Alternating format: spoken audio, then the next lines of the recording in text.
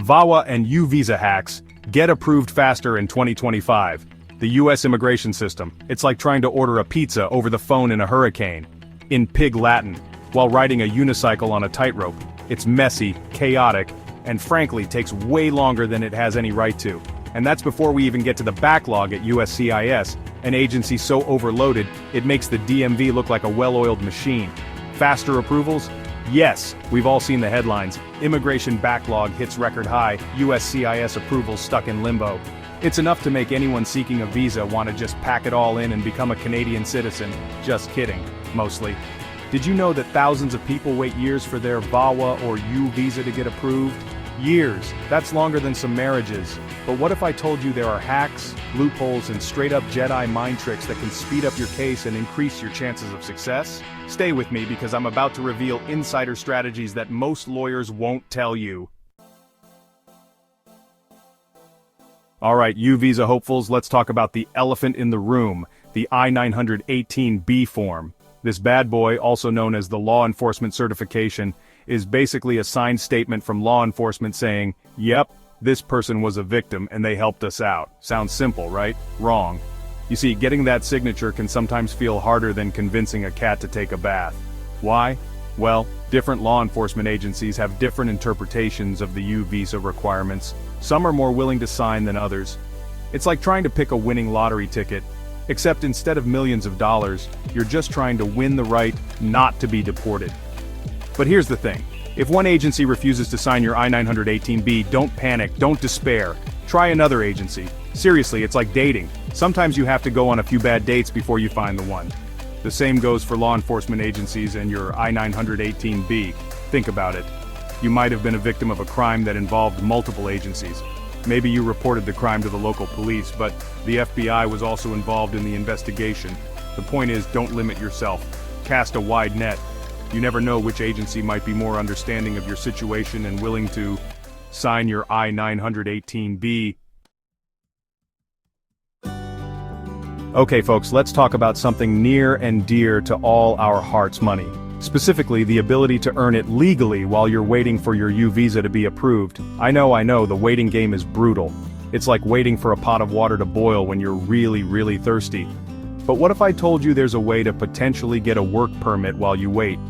Enter the bona fide determination. Now, before you get too excited, this isn't a magic spell that instantly grants you employment authorization. It's more like a secret passageway hidden within the bureaucratic labyrinth of USCIS. And like any good secret passageway, it's not exactly easy to find. But hey, that's what I'm here for, right? To be your guide through this bureaucratic jungle. So, what exactly is a bona fide determination? In a nutshell, it's a request you can make to USCIS while your U visa application is pending. It basically says, hey USCIS, I'm a U visa applicant, I'm stuck in limbo, and I need to work legally to support myself and my family. Now here's the catch. Not everyone qualifies for a bona fide determination. There are certain criteria you need to meet, and USCIS will scrutinize your application like a hawk eyeing its prey. But don't let that discourage you. If you think you might qualify, it's absolutely worth applying. It's like playing the lottery, you can't win if you don't play. But John, I hear you cry, how do I even know if I qualify and how do I apply? This all sounds very complicated. Fear not, dear viewers, for I have answers. First, check out the USCIS website. They have a whole section dedicated to U visas and bona fide determinations. Alright, VAWA applicants, this one's for you. We all know the immigration system moves at a glacial pace. But what if you're in a situation where waiting months or even years for your VAWA application to be processed simply isn't an option? What if you need protection now?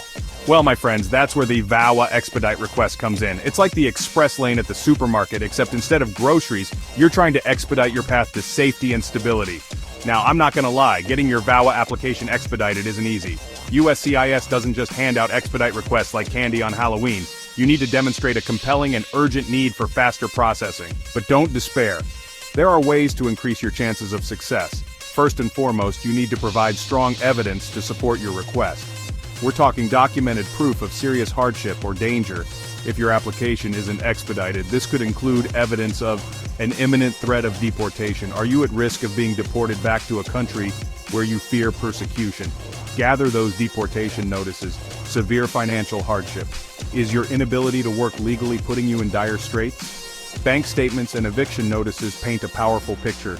Serious health issues. Are you or a family member facing a medical crisis that requires urgent attention?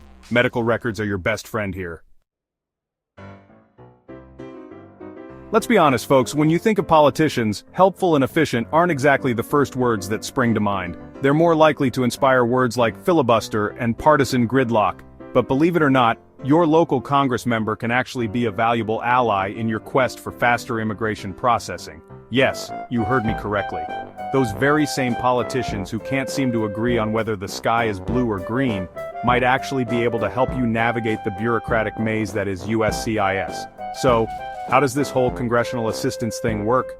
Well, your elected officials have special channels of communication with USCIS. Think of it as a VIP hotline where they can inquire about the status of your case and even advocate for faster processing. Now, I'm not saying they can magically snap their fingers and make your visa appear, but a little nudge from a powerful politician can sometimes make all the difference. How do I get my Congress member to take me seriously and actually help with my case? Excellent question. First, you need to identify your representatives. This is basic civics, people. You can usually find their contact information on the House of Representatives or Senate websites. Next, reach out. You can call their office, send an email, or even write a good old-fashioned letter. Just be sure to be clear, concise, and respectful in your communication. Alright folks, let's talk about everyone's least favorite three-letter acronym in the world of immigration, the RFE, or Request for Evidence. Getting an RFE is like finding a lump of coal in your stocking on Christmas morning. It's a sign that USCIS needs more information from you, which means your case is delayed, and you have to do even more paperwork. Fun times, right? But fear not, my friends. While RFEs can be a pain in the you-know-what, there are ways to minimize your chances of getting one. And it all boils down to one simple principle. Be so thorough in your initial application that USCIS has no choice but to approve it. Think of it like this. You're presenting a case in court, and your goal is to anticipate every single question the jury might have and answer it before they even have a chance to ask. So, how do you achieve this level of application perfection? Well, it starts with reading the instructions. I know reading instructions is about as exciting as watching paint dry. But trust me, when it comes to immigration applications, the instructions are your Bible, your roadmap, your best friend. They outline exactly what documents and evidence you need to provide, so follow them to the letter. Next, gather your documents like you're preparing for the apocalypse. And I'm not just talking about the bare minimum here. I'm talking about going above and beyond. Outro. So there you have it, folks. Those are my insider tips for navigating the wild world of VAWA and U Visa applications. Remember, the immigration process can be daunting, but it's not insurmountable. With the right knowledge, preparation, and maybe a little bit of luck, you can increase your chances of success and achieve your American dream. Now I want to hear from you. Are you applying for a U Visa or VAWA? What challenges have you faced? Drop a comment below. I read and respond to everyone. Let's create a community of support and information because nobody should have to navigate this process alone. Like and subscribe if this video helped you. Hit that notification bell so you don't miss our upcoming videos. And be sure to share this video with anyone you know who might find it helpful. Because knowledge is power, and when it comes to immigration, we could all use a little more power to the people. Watch our next video, U Visa 2025, the new USCIS changes you must know.